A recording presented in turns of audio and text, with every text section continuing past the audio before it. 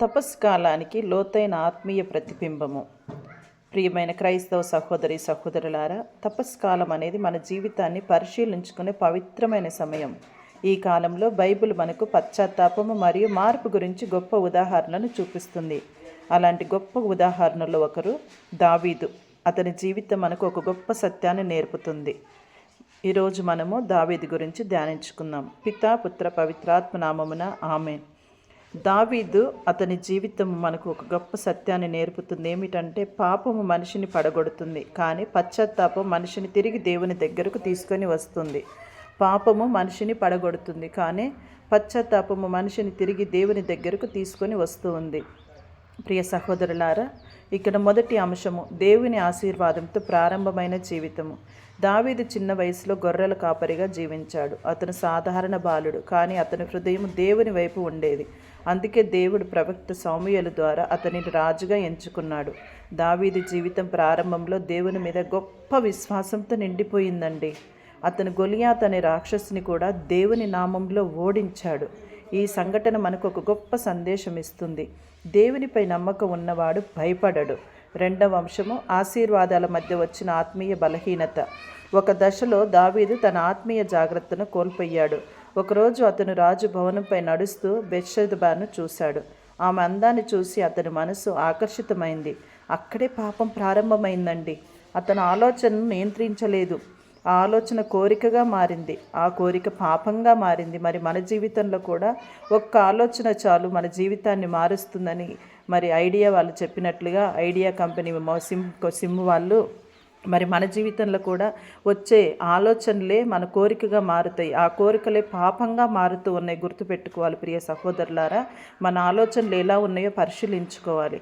పాపం ఒక్కసారిగా రాదు, చిన్న ఆలోచనతోనే మొదలవుతుంది. ఆ చిన్న ఆలోచన చివరికి పెద్ద పాపంగా మారుతూ ఉంది. ప్రియ సహోదరి సహోదరులారా, మూడవ అంశము, పాపాన్ని దాచడానికి చేసిన ప్రయత్నము. దావీదు తన పాపాన్ని దాచడానికి ప్రయత్నించాడు, కానీ పాపం ఎప్పటికీ దాచపడదు కదా. చివరకు అతడు ఉరియా ద హిట్టెల్ మరణానికి కారణమయ్యాడు. అంటే బెత్షెబ భర్త అయినటువంటి ఉరియా మరణానికి కూడా కారణమయ్యాడు. ఇక్కడ మన గొప్ప సత్యాన్ని నేర్చుకుంటూ ఉన్నాం. ఒక పాపం మరొక పాపానికి తలుపు తెరుస్తుంది. పాపం మనసును అందం చేస్తుంది, మన నిర్ణయాలను తప్పుగా మారుస్తుంది. మరి బెత్షెబ తాను ఒక లేఖను రాసి పంపించింది. అప్పుడు ఆ లేఖ దావీదు చూసి మరి తాను గర్భవతినని భయపడిపోయి మరి ఉరియాని పిలిపించేసి ఉరియాని తన భార్యతో ఉండమంటాడు. కానీ ఉరియా, నేను నా యొక్క యుద్ధాన్ని వదిలేసి నేను ఇక్కడ ఉండను, తిరిగి నేను యుద్ధానికి వెళ్తానని వెళ్ళినప్పుడు ఉరియాను నాతాను ద్వారా ఉరియాని ఫస్ట్ లైన్లో పెట్టేసి ఆ యుద్ధంలో ఉరియా మరణించేటట్టుగా చేస్తూ ఉన్నాడు ఇక్కడ దావీదు. ఆ విధంగా ఉరియా మరణించిన తర్వాత బెత్షెబను కూడా తను స్వీకరించడానికి ప్రయత్నించాడు. అలా పాపం మీద పాపం చేసుకుంటూ పోయాడు. నాలుగో అంశం, దేవుని హెచ్చరిక. ప్రవక్త నాతాను. దేవుడు దావీదుని ప్రేమించాడు, అందుకే అతన్ని వదిలిపెట్టలేదు. దేవుడు ప్రవక్త నాతాన్ను పంపించాడు. నాతాను ఒక కథ చెప్పాడు, ధనవంతుడి గొర్రె గురించి. ఆ కథ ద్వారా దావీదు తన తప్పును అర్థం చేసుకున్నాడు. నాతాను ఇక్కడ దావీదుకి ఏం కథ చెప్తున్నాడంటే, ఒక ధనవంతుడికి 100 గొర్రెలు ఉన్నాయి, పేదవాడికి 1 గొర్రె ఉంది. కానీ ధనవంతుడు పేదవాడి గొర్రెను తీసుకొని వచ్చి ఆహారం వండాడని. అప్పుడు దావీదు చేసిన తప్పును గుర్తు తెచ్చుకొని బాధపడ్డాడు. తన యొక్క తప్పును ఒప్పుకుంటూ ఉన్నాడు. నేను ప్రభువుకు వ్యతిరేకంగా పాపం చేశాను అని చెప్పేసి పశ్చాత్తాపడుతూ ఉన్నాడు. ఐదవ అంశము, కన్నీళ్లతో చేసిన ప్రార్థన. దావీదు తన పాపాన్ని ఒప్పుకొని దేవుని ముందు కన్నీళ్లు పెట్టుకున్నాడు. అతను రాసిన ప్రార్థన బైబిల్లో అత్యంత ప్రసిద్ధమైంది. కీర్తన 51. మనకి అది చాలా కన్నీటి ప్రార్థనను గుర్తుకు చేసుకుంది. దేవా దేవా, నీకే నేను వ్యతిరేకంగా పాపం చేశాను, నా పాపాలు నీకు వ్యతిరేకంగా ఉన్నవని చెప్పేసి కీర్తన 51 పశ్చాత్తాపాన్ని గురించి తెలియజేస్తుంది. ఆ ప్రార్థనలో మరి దేవా, నా పాపాన్ని క్షమించు, నాలో పరిశుద్ధమైన హృదయాన్ని సృష్టించు అని ఇక్కడ మనకి తపస్కాలంలో గొప్ప మార్గదర్శకాన్ని కూడా తెలియజేస్తుంది. ఇక ఆరవ అంశము, పశ్చాత్తాపము జీవితం మారుతుంది.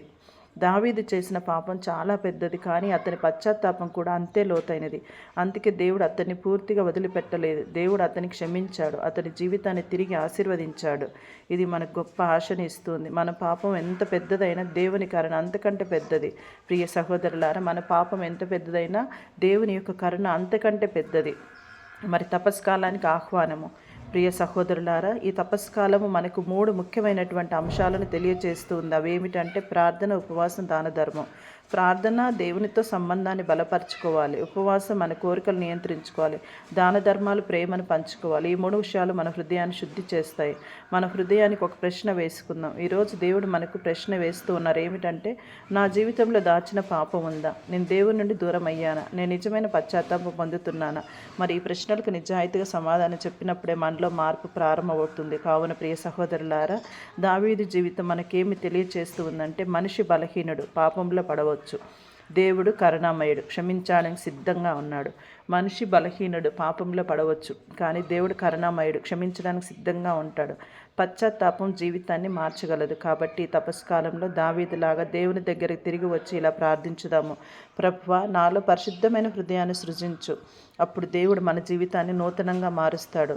ఇంకా ప్రియ సహోదరి సహోదరులారా, మనం కొంచెం లోతుగా చూసినట్లయితే, మరి దేవుడు మనల్ని ఎప్పుడు కూడా వదిలిపెట్టడు. మన చేయి పట్టుకొని మనల్ని నడిపిస్తూ ఉంటాడు. మనిషి బలహీనుడు, పాపంలో పడవచ్చు, కానీ దేవుడు కరుణామయుడు, క్షమించడానికి సిద్ధంగా ఉంటాడు. కావున మనమంతా కూడా మరి తపస్కాలంలో మన యొక్క పొరపాట్లను తెలుసుకోవాలి. దావీదు పాపం చేసినప్పుడు దేవుడు అతను పూర్తిగా వదిలిపెట్టలేదు. మరి పశ్చాత్తాపం పొందినటువంటి దావీదు వల్లే మనం కూడా పశ్చాత్తాపం పొంది దేవుని దగ్గరికి వచ్చి ప్రార్థన చేసినట్లయితే దేవుడు తప్పకుండా మన పాపాలను కడిగి వేస్తాడు.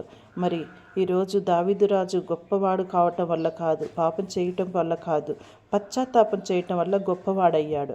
మరి దావీదు ఎన్నో కీర్తనలు రాశాడు. అతని యొక్క కీర్తనలు చదువుతూ ఉంటాము, పాడుతూ ఉంటాము, నాట్యం చేస్తూ ఉంటాము. దావీదు వలె నాట్యం ఆడి తండ్రిని స్తుతించదవంటాము.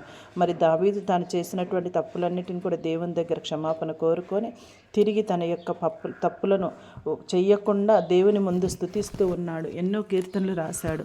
మరి మన జీవితాలలో కూడా ప్రతిరోజు మనం మన జీవితాన్ని ఒక గానంగా మార్చుకోవాలి, ఒక కీర్తనగా మార్చుకొని ప్రభువునకు మనం ప్రార్థన చేయాలి. కాబట్టి ఇప్పుడు మనం చిన్న ప్రార్థన చేసుకుందాం. కళ్ళు మూసుకొని. కృపామయులైనటువంటి తండ్రి, పాపములో పడినటువంటి నీ బిడ్డలందరినీ కూడా తిరిగి వారికి పశ్చాత్తాపం అనేటువంటి సాంగ్యం ద్వారా నీ వైపు ఆకర్షించుకున్నావు. మరి మేము కూడా చేసిన పొరపాట్లను తెలుసుకొని నీ వైపు ఆకర్షించే కృపను దయచేయండి. ఆమేన్.